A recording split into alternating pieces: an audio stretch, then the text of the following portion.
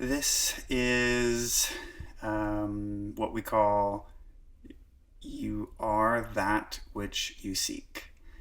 And essentially, we just hop right into these meditations, have our own personal experience, and then have a discussion if we feel inspired to join in that discussion afterwards. But before we totally jump into the meditation, give a little bit of context for what we're about ready to move into. So, essentially, you are already that which you seek. So, in order to know that you are that, it will be critical to first define it. So why don't we all take just like a moment and kind of check in with our hearts and remember, because we all already know, but remember, what is it that's most important to me? What is it that I seek?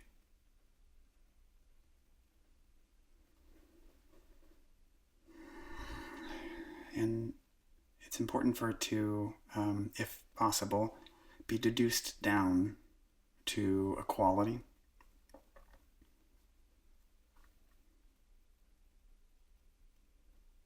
It could be the quality of freedom, love, connection, the divine.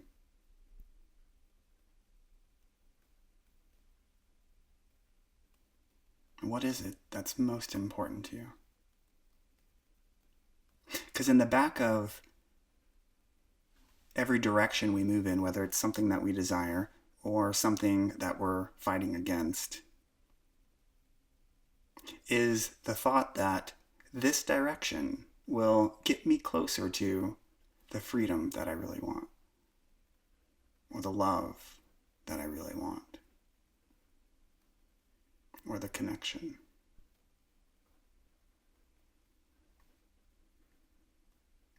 And I want to really make it clear that although throughout the course of this meditation we'll essentially be undermining the direction that we're moving in our life, whether it be the direction of our desires or the direction of what we're fighting against, those things are still important.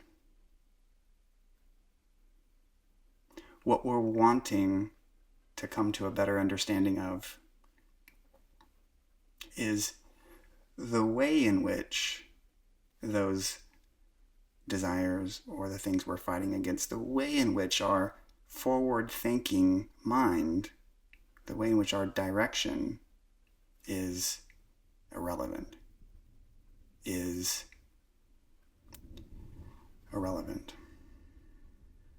We already know the way that those are relevant. And I want to emphasize again, it's important to know that. It's important to know the direction we're heading in, our desires. It's important to know the things we're resisting or fighting against. There's a reason for that. And that's important. However, it's also, if we want freedom in this moment, if we want love in this moment, we need to see the way in which it's also, those things are also irrelevant. So we do that in this group through these very specific meditations that essentially undermine everything we believed previously. So without any further ado, perhaps we'll go ahead and get started. So if everyone has it in their heart what it is that they most want,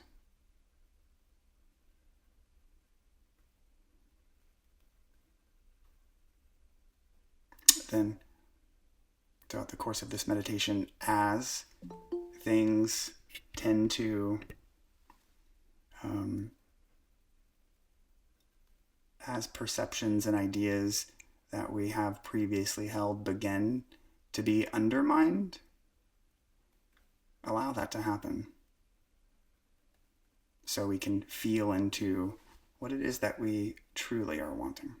It doesn't mean we can't pick those ideas and perceptions back up and use them later on, but we want to know the way in which they're not true, so we can rest into that which we seek, that which is always already here.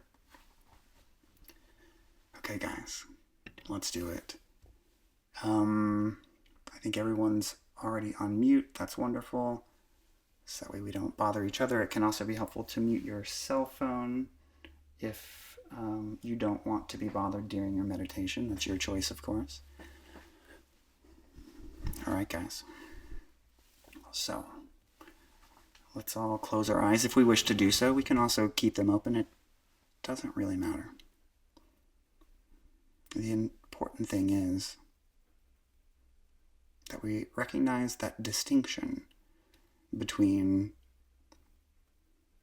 the direction that we may have, what the forward-thinking mind is offering to us, and the other approach to fulfillment, to what it is that we're truly seeking, which is always already happening. So to align with that fulfillment now, we would have to look for what is always already here. What's already happening.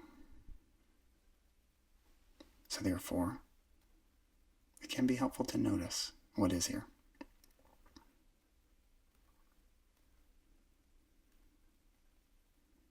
And when we say what is here, we don't mean conceptually what's here or happening. Although concepts and ideas are here, but we notice them rather than explore them.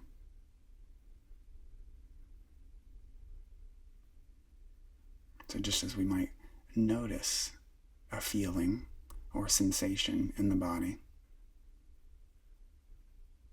we'll notice any thoughts in the form of labels or concepts that might be in the mind.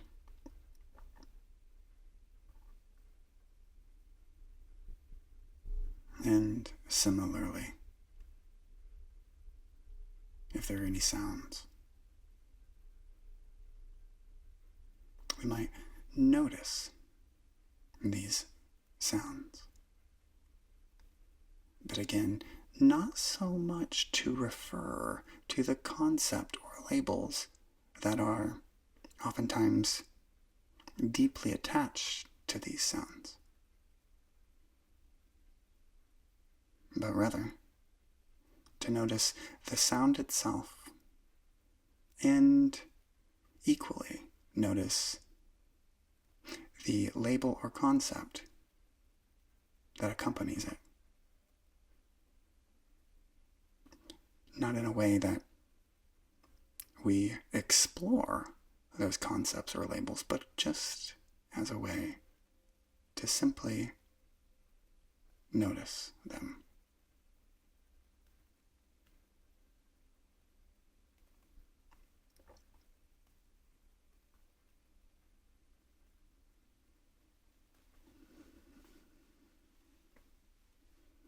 And this is important with feeling too. Throughout our day, anytime a feeling arises, hidden deeply within them are the way we've always responded when those feelings have arose in the past. You could say, deeply hidden within them are labels and concepts that typically we just abide by, whatever they are, as we move through the day. And they give us a sense of direction and kind of autopilot in a good way.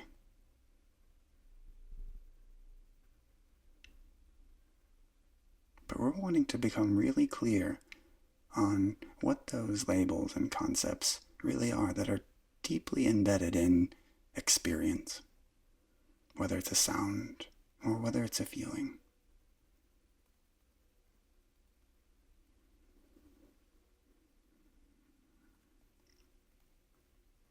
And so, when we feel whatever is currently there to be felt, we want to notice, what does that mean to us?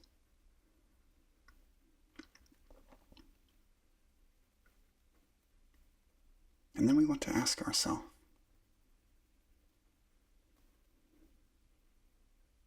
if I really wanted to know, say, what the taste of honey truly tastes like, would I refer to the indirect knowledge of a book to tell me what this honey tastes like? Or would I go to the experience of tasting honey itself?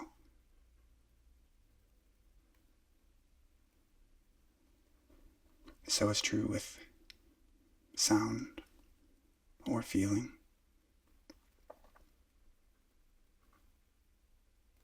If I really wanted to know what a feeling truly is, would I refer to the indirect knowledge of a label or concept that I've always referred to previously? Or would I go to the direct experience itself?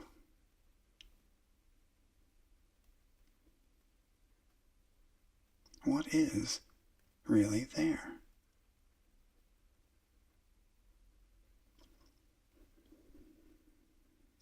And we're not necessarily looking for another label or concept. We're actually looking to see the way in which you could go as far to say, perhaps, that nothing is really there.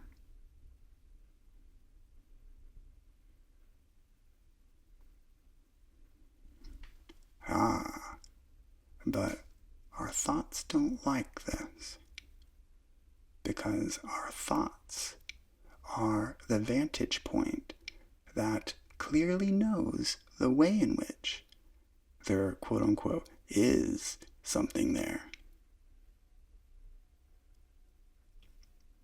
But we're interested in exploring another vantage point. We're interested in going to the experience of the feeling itself, going in there, as we might think of it, blindly, without bringing thought in with us, but just going directly to it.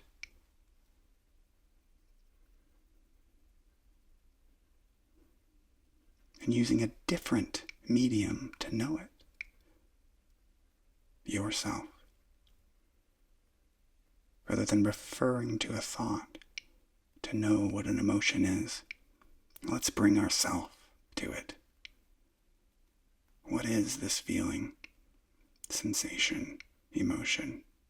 What is really there? Go to it.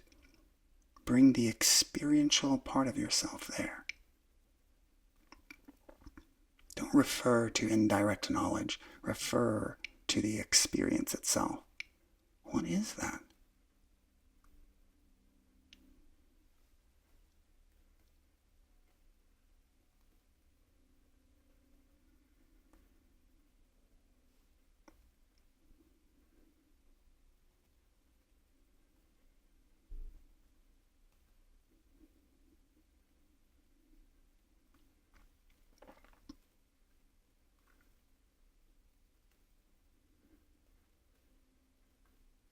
And notice the difference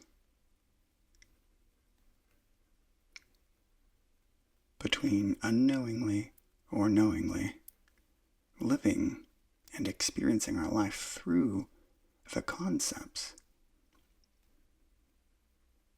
and the way that feels throughout the day, referring to our labels and concepts,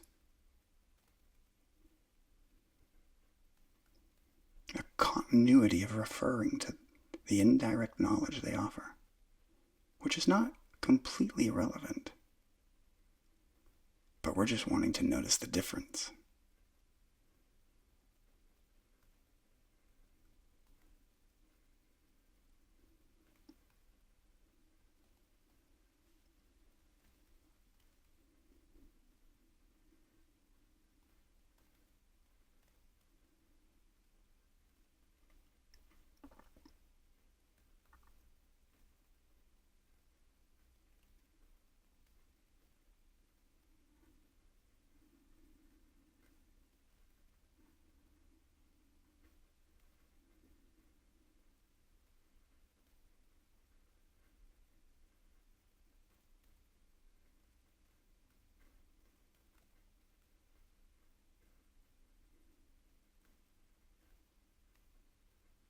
We're wanting to discover a new tool, although it's not a tool at all. It's yourself.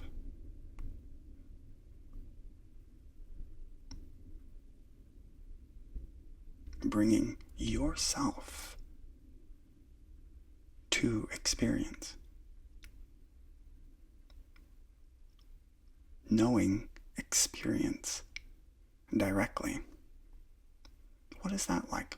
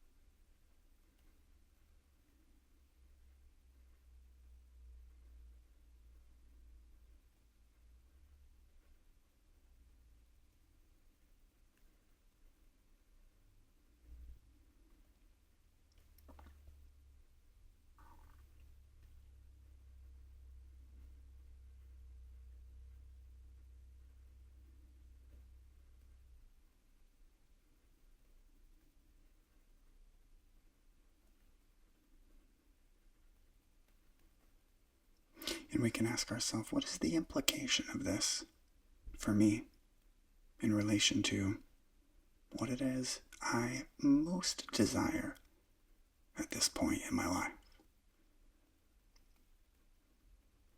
Just as we discerned earlier, what is it that is most important to me?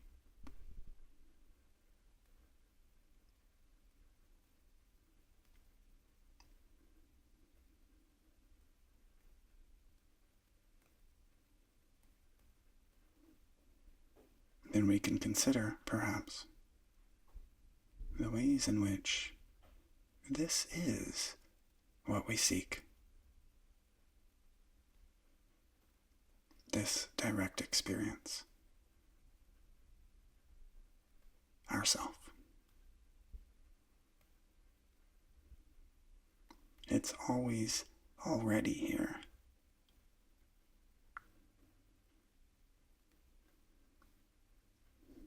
We unknowingly move away from it with the directions we're heading in life. Either what we desire or what we resist.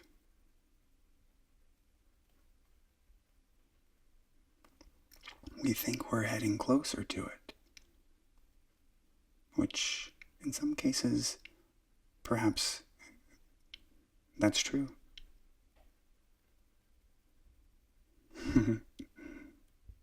which reinforces the idea we need to move in that direction. But even though that might be true, it's also already here.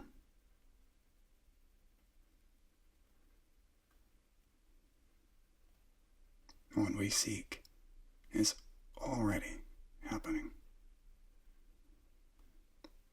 You are that which you seek.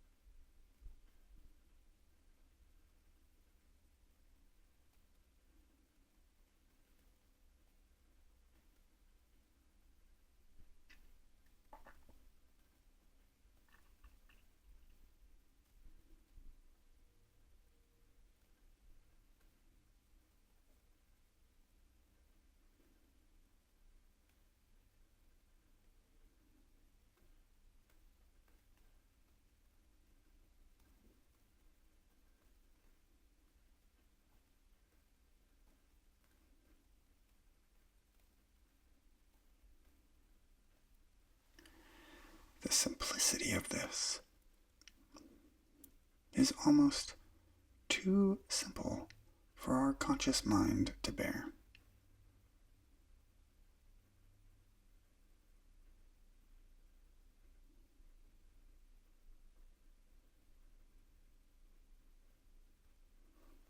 The simplicity of this is almost too simple for our conscious mind at times to bear.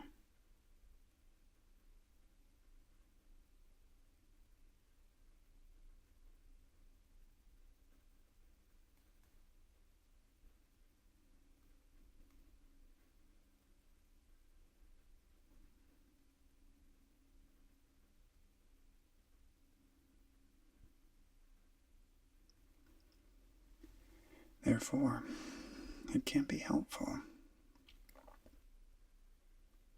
to combat, so to speak, that energy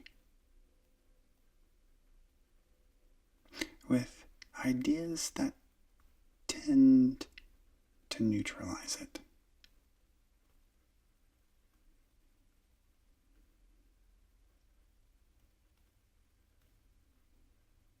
Such as the recognition of how the information that thought delivers to us is not objectively true of the world out there, but rather limited by which is the foundation that thought can see.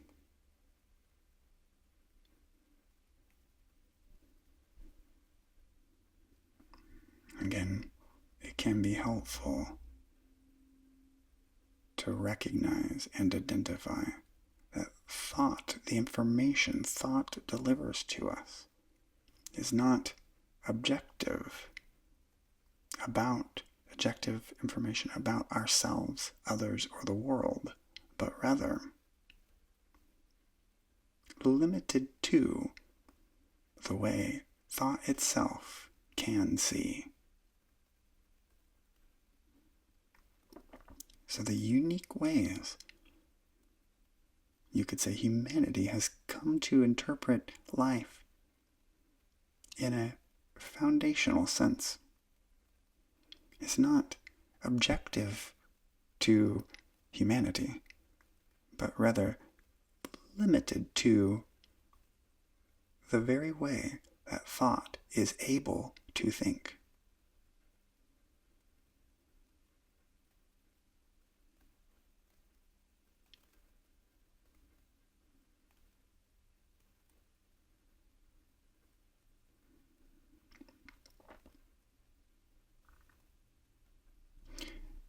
We could say that this foundation in which thought thinks is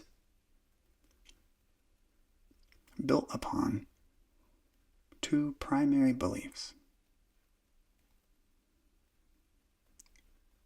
space and time.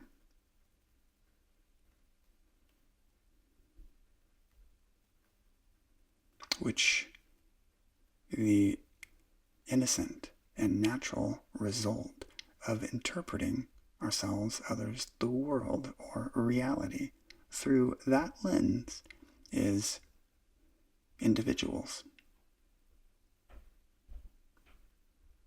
The very innocent and automatic result of interpreting reality through the lens in which thought delivers information to us that is based in time and space is individuals.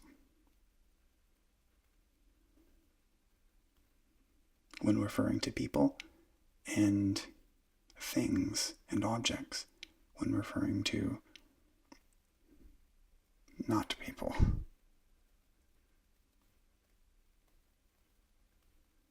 Everything else.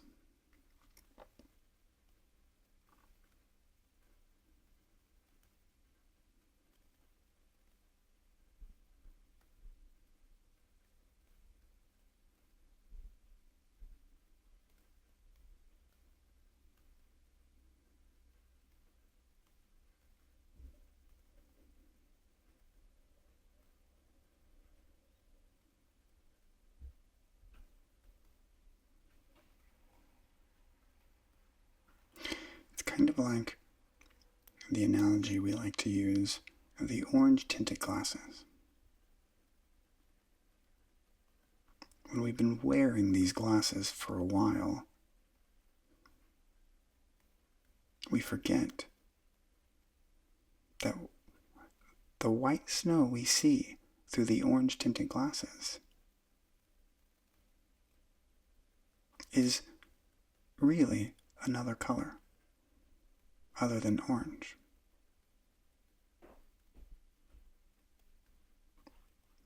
But due to the inherent limitation in seeing other colors through the orange-tinted glasses, we experience the white snow as orange.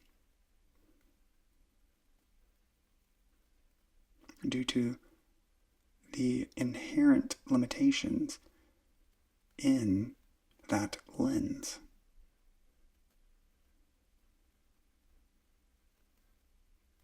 Perhaps so is true with thought.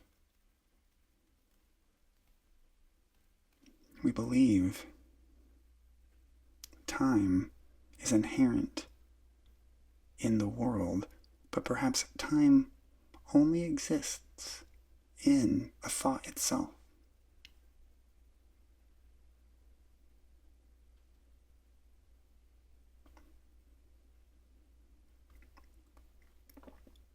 Let's experiment for a moment.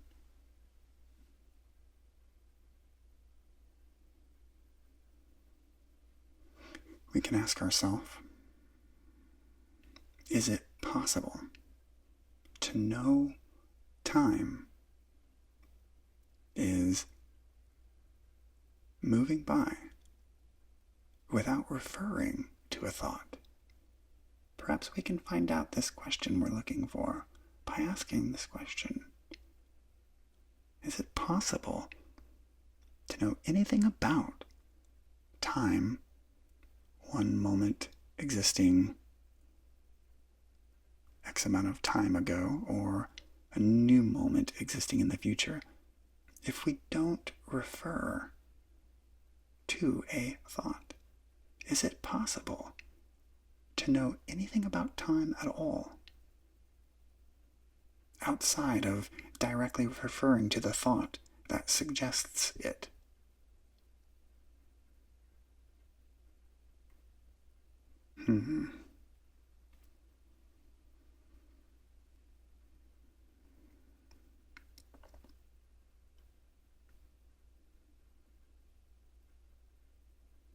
So is true with the orange-tinted glasses.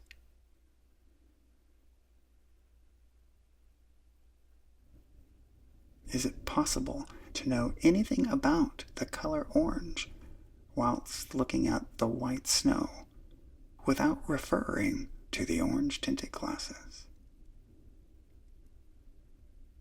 If you look at white snow directly, is it possible to know the color orange without referring to the orange-tinted glasses?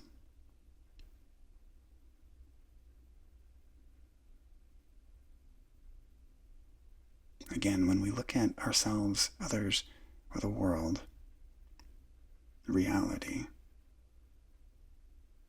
is it possible at all, in any way, shape, or form, to find time in such reality without referring to a thought, an image, or memory?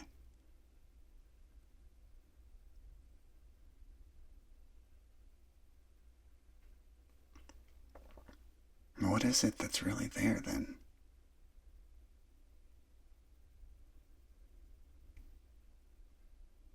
But also notice how a thought wants to come in and say, well, the moment changes from moment to moment. How did you know that? By what vehicle was that information delivered to you? Was it a thought, an image, or a memory? Time is the very foundation in which thought delivers information to us. So of course, it would be that which sees one moment being different from the next. Witness this. See how the experience of what we call being human comes to life.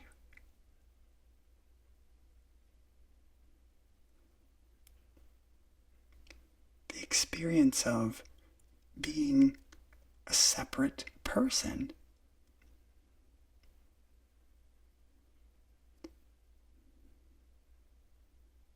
This only happens through the information that is delivered to us through the vehicle of thought.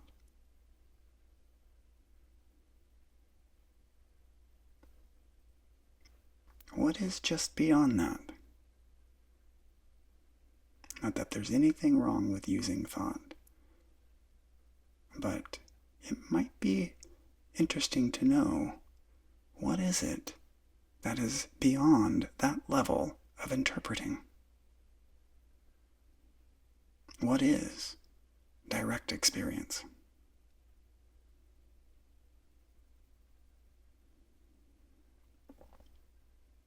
What is what we refer to others and the world? Ourself.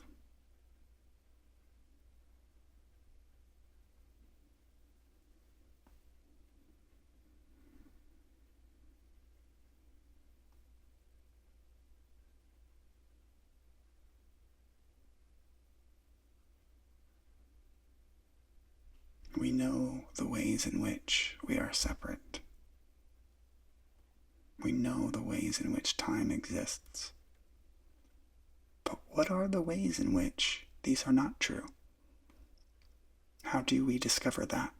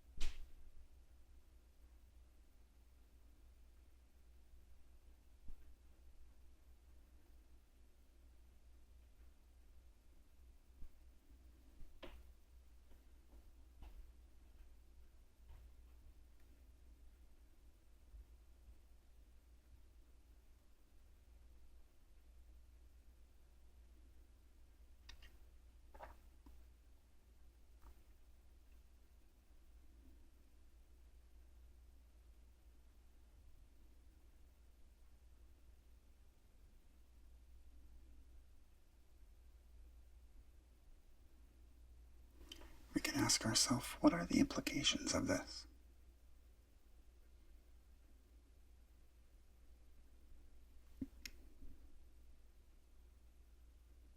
How does this relate to what's most important to me?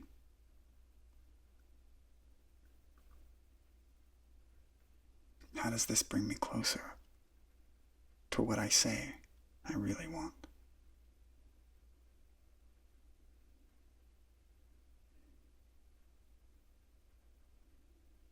When we see the way in which time might not be as absolute as we previously thought, it starts to quickly weaken the idea of space.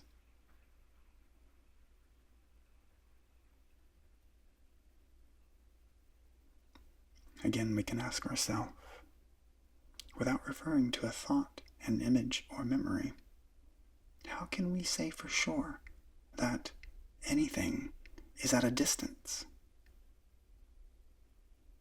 How can we say for sure that something is over there and I am right here?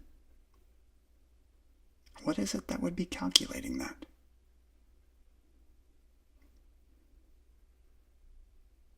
What is it that would deliver us that calculation?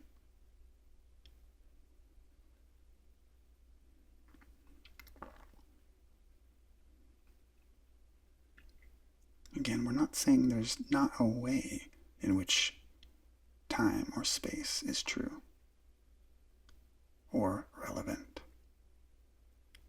But we're also interested in witnessing the way in which our experience of being human, our experience of being an individual, is created.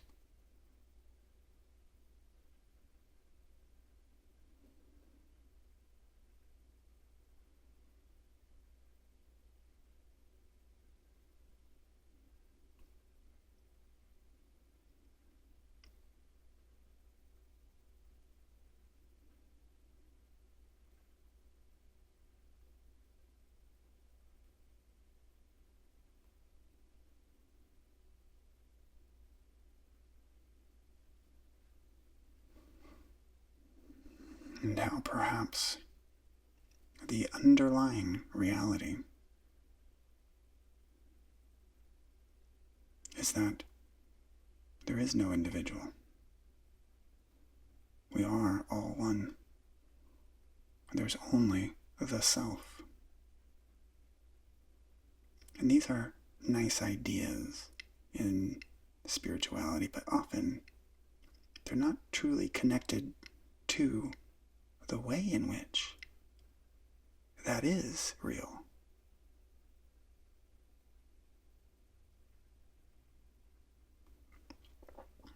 The way in which we can experience that oneness, that one self, by recognizing first the way in which yourself, separate self, is seemingly created, the way it seemingly exists.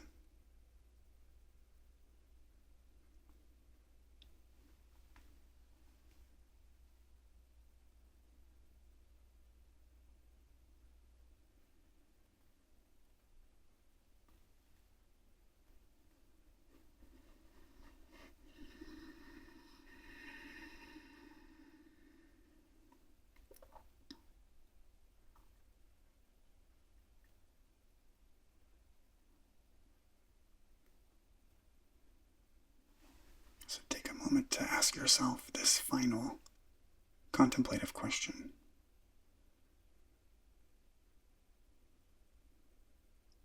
What do I need to know? What would be most helpful for my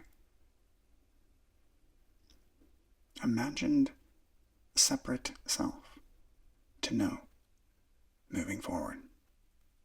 What would be most helpful to know?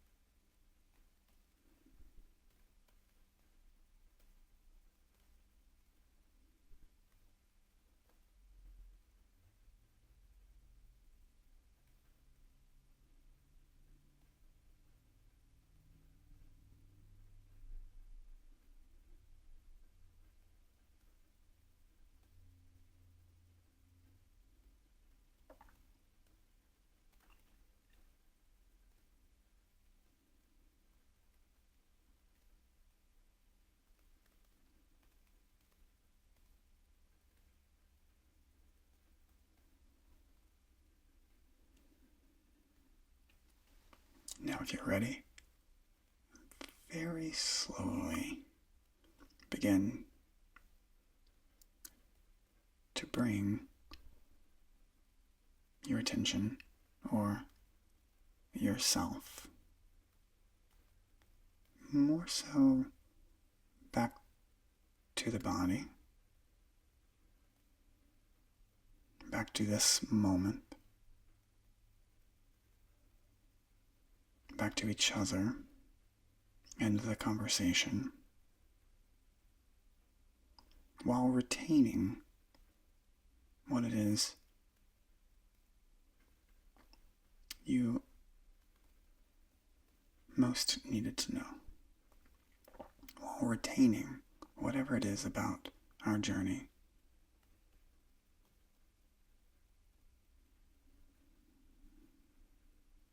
that was needed. In whatever way that might happen to be for your personal journey. And when you're ready, and only when you're ready, at that point, feel free to take in a deep breath and open your eyes.